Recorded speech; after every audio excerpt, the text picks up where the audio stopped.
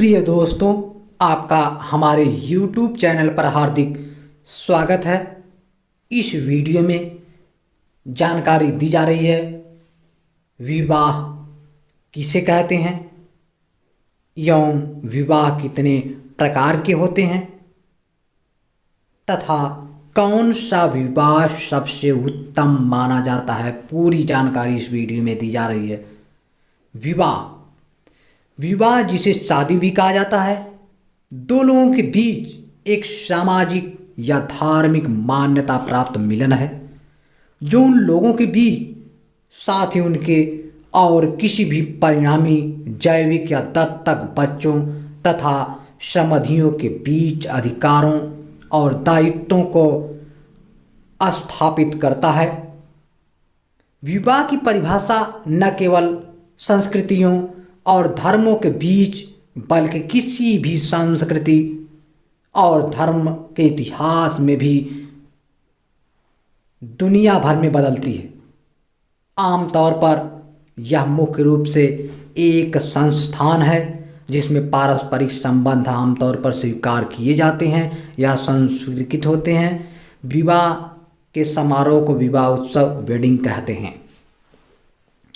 अब हम आपको विवाह के प्रकार की जानकारी दे रहे हैं। विवाह कितने प्रकार के होते हैं तो आप समझ जाइए कि विवाह 8 प्रकार के होते हैं। पहला है ब्रह्म विवाह, दैव विवाह, आर्ष विवाह, प्राजापत्य विवाह, असुर विवाह, गंधर्व विवाह, राक्षस विवाह और पिशाच विवाह। 8 विवाह में से ब्रह्म विवाह को ही मान्यता दी गई है। अन्य विवाह को धर्म के सम्मत नहीं माना गया है। वास्तव में इसे दैव विवाह को प्राचीन काल में मान्यता प्राप्त थी। प्रजापत्य, असुर, गंधर्व, राक्षस और पिशाच विवाह अत्यधिक अशुभ माना जाता है। अब हम आपको ब्रह्म विवाह की जानकारी दे रहे हैं। दोनों पक्ष की सहमति से समान वर्ग के सुयोग वर से कन्या का विवाह निश्चित कर देना ब्रह्म विवाह कहलाता है।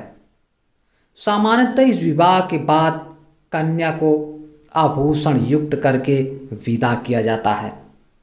आज का अरेंज मैरिज ब्रह्म विवाह का ही रूप है, यानी जो इस समय विवाह हो रहा है वह ब्रह्म विवाह है जो आजकल हमारे हिंदू रीति रिवाज में इस समय चल रही है। अब हम आपको दूसरा विवाह बता दे रहे हैं। किसी सेवा कार्य, विशेषतः धार्मिक अनुष्ठान के मूल्य के रूप में अपनी कन्या को दान में दे देना दैव विवाह कहलाता है। मूल्य के रूप में यानी कन्या को बेच देना दैव विवाह कहलाता है।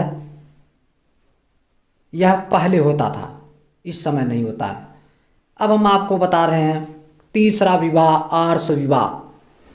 कन्या पक्ष वालों को कन्या का मूल्य देकर सामान्यतः गौदान करके कन्या से विवाह कर लेना आर्ष विवाह कहलाता है। यानी गौदान करके विवाह कर लेना आर्ष विवाह कहलाता है।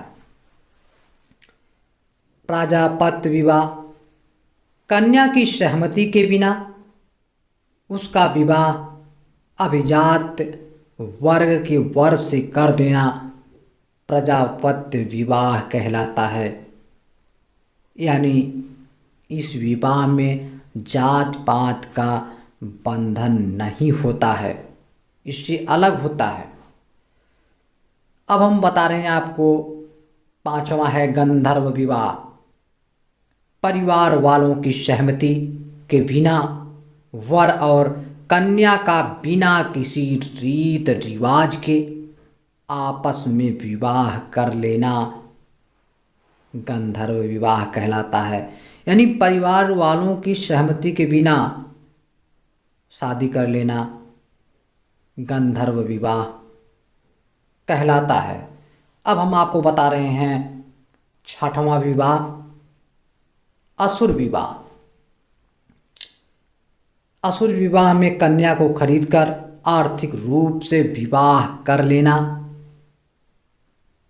असुर विवाह कहलाता है। सातवां विवाह है राक्षस विवाह। कन्या की सहमति के बिना उसका अपहरण करके जबरदस्ती विवाह कर लेना राक्षस विवाह कहलाता है। यानी अपहरण करके जबरदस्ती विवाह कर लेना राक्षस विवाह कहलाता है। अब हम आपको बता रहे हैं आठवां और अंतिम विवाह, क्योंकि 8 विवाह होते हैं। 8वां विवाह हम बता रहे हैं पैशाच विवाह। कन्या की मदहोशी, गहन निद्रा, मानसिक दुर्बलता आदि का लाभ उठा करके उससे शारीरिक संबंध बना लेना और उससे विवाह करना पैशाच विवाह कहलाता है। इसमें कन्या के परिजनों की हत्या तक कर दी जाती है। ब्रह्म विवाह में वैदिक रीति और नियम का पालन किया जाता है। अब हम बता रहे हैं आपको सबसे उत्तम विवाह यही है। वैदिक पंडितों के माध्यम से विशेष व्यवस्था, देवी पूजा, वर्ण तिलक, हरिद्रा लेप, द्वार पूजा, मंगलाष्टकम, हस्तपीतकरण, मर्यादाकरण, पाणी ग्रहण, ग्रंथिबंधन, प्रतिज्ञाएं, प्रायश्चित, शिलारोहण, सप्तपदी, शपथ, आश्वासन आदि रीतियों को पूर्ण किया जाता है। यानी जितना हमने बताया यह सब रीतियों को पूरा करके किया जाता है। यही विवाह सबसे उत्तम विवाह है। इस वीडियो में इतना ही। इसी के साथ हमारी यह वीडियो समाप्त होती है। अगर हमारी यह वीडियो आपको अच्छी लगी है तो लाइक, शेयर, सब्सक्राइब ज़रूर करें।